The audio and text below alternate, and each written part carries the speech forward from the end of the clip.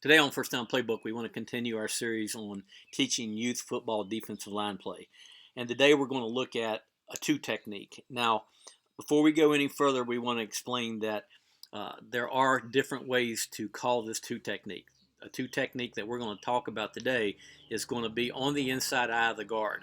All right, now, some purists will say that a two technique is head up on the guard and a two-eye technique is on the inside right here. So for the sake of this drill, we're just going to call this a two technique and call an outside shade a three technique.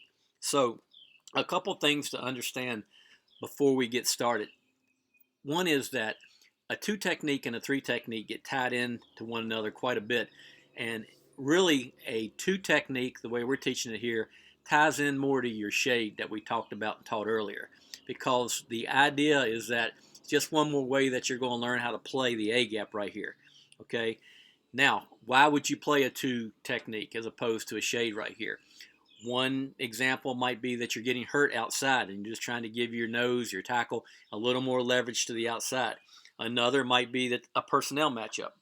You may actually want this nose to line up on this guard, maybe a little more of a mismatch than it would be on the center or vice versa. But once again, defending the A gap is the issue here. Now, the other thing that comes into consideration is we always like to teach the offhand, the hand in a three-point stance that's not on the ground. We like to keep that free into the gap we're trying to control. So this would allow this nose to play in a right-handed stance, all right, have their right foot slightly back, and play with their offhand, keeping it free in the A gap. Whereas if they were playing over here in the shade, it would be just the opposite. So once again, a preference in some degree to the way the coach wants to play it. Now, let's go through and take a look at the various blocks you can get as a two technique very quickly here. Now, the first one is a good old-fashioned base block, no different than any other base block that you're going to get, whether it's on the center, tackle, or whatever.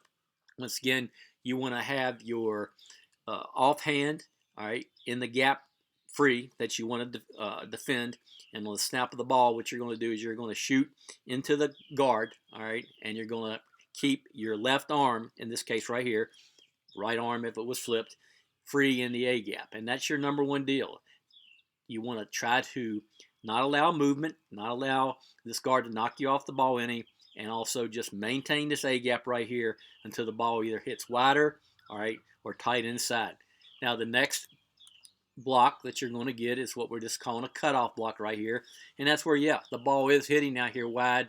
All right, the guard's going to take a wider course right here. Really the same thing, except you want to try to squeeze, all right, initially take this guard on, but squeeze that guard down the line of scrimmage, keeping, once again, this left arm free in the A gap. You don't want the center, and I'll show you that here in a second, you don't want the center to actually reach you, and now you've lost your gap control for your whole defense. Now the next block that we'll look at here is what I just spoke about. All right, so as I come off the ball and I'm attacking, all right, and I'm attacking that guard right there and trying to flatten them down the line of scrimmage, keeping my shoulders as square as I can. The one thing I don't want to do is I've got to make sure that I either penetrate the A gap, all right, or flatten it down flat enough to where this center cannot get to my right arm in this case right here. Once again, if the center gets in to my right arm and controls that, now we've got a big issue, all right? Now we've got a gap, all right, that's going to be not defended on this side over here. So once again, the scoop and the cutoff block are very similar in two technique, the way we're teaching it right here. All right, the next block is a reach block. All right, now, obviously, in this situation right here, you have the advantage because you're already lined up in the A gap. This guard is trying to reach you, all right, and make sure that the A gap is undefended. And the only way that you're going to be able to make sure that that does not happen, once again, is to attack, keep your off arm free in the A gap, all right, and flatten it down the line of scrimmage if you have to. And the big thing that you can do here is look at your personnel matchup. Some coaches would rather have an aggressive style and maybe shoot in the A gap to not allow this to happen. That's purely up to you as a coach, knowing your personnel. All right, now, same thing right here. Really bad situation all right, if this tackle were to ever get inside of you here. All right, that means that you've got big issues with a zone block or a zone scheme coming inside right here.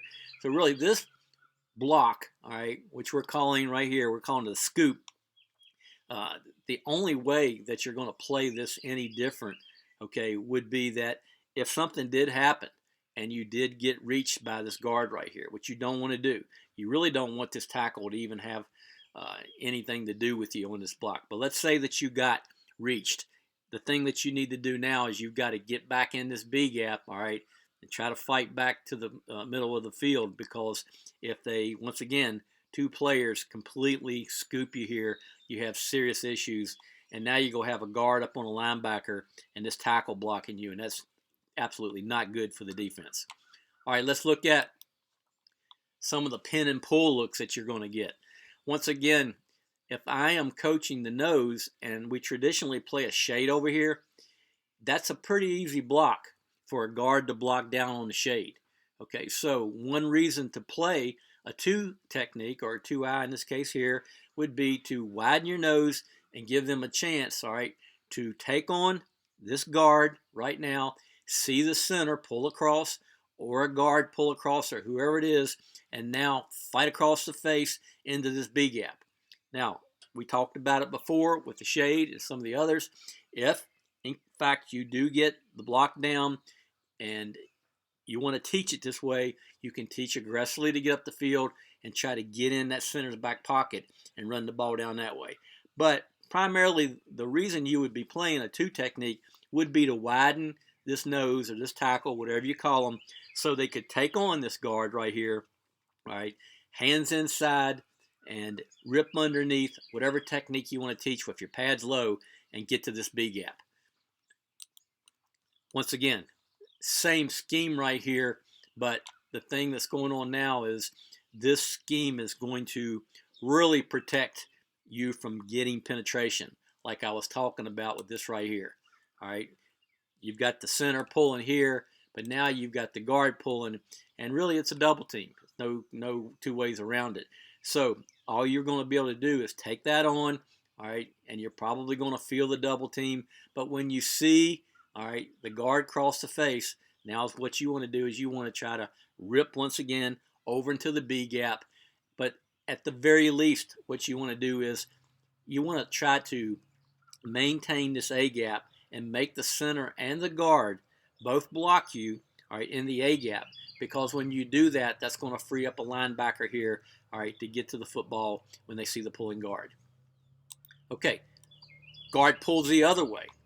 Same situation. Now, what you've done here, if the scheme is going away from you, you have put your nose in a harder situation than you would if they were in a shade. The exact opposite of what I was talking about a moment ago when the center was pulling or the other guard is pulling. But all is not lost. Once again, if you play this technique, and a lot of people that do play inside eye techniques, when that guard pulls, you can teach this nose to be aggressive, get in the back pocket, and follow them down the line of scrimmage to the football. If you don't, it's just the same thing as if it were a shade. It's just going to be a tougher angle. What you're going to do is you're going to see this guard pull. You're going to step at a 45 into this center, and you still have to maintain this A gap backside first. If the nose just takes off right away, you've got still have the chance of a cutback, all right, where that nose left. So what's got to happen is you got to take on that center, keep your right arm free, and maintain the A gap composure right here first.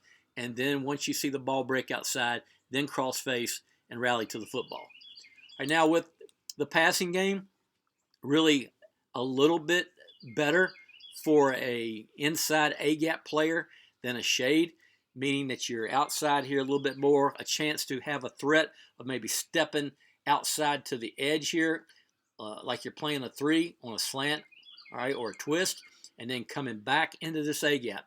At the end of the day, though, the responsibility is still the same.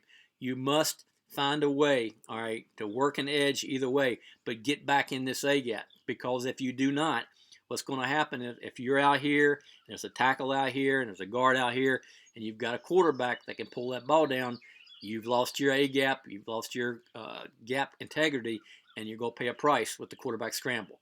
Now the final one is what we talk about when playing the two. Essentially, you're going to get, and you'll get this a lot, all right, with youth football, gap, all right, to you or gap away.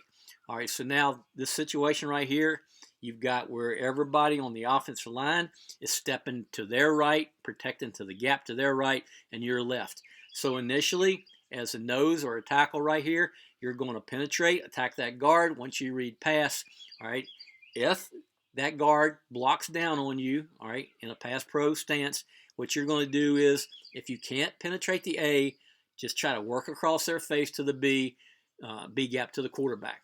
All right, don't just get caught up in a gap and get washed down. Now, if you get through, you get through. Same thing over here. As I'm attacking, and the pass pro happens to be where they're gapping to my right in this situation, I want to attack. I want to try to get in the A gap. But if I get blocked down on it, and let's face it, they have a tremendous angle on you right here, then I don't want to just get washed, and I don't want to just get knocked down into the A gap.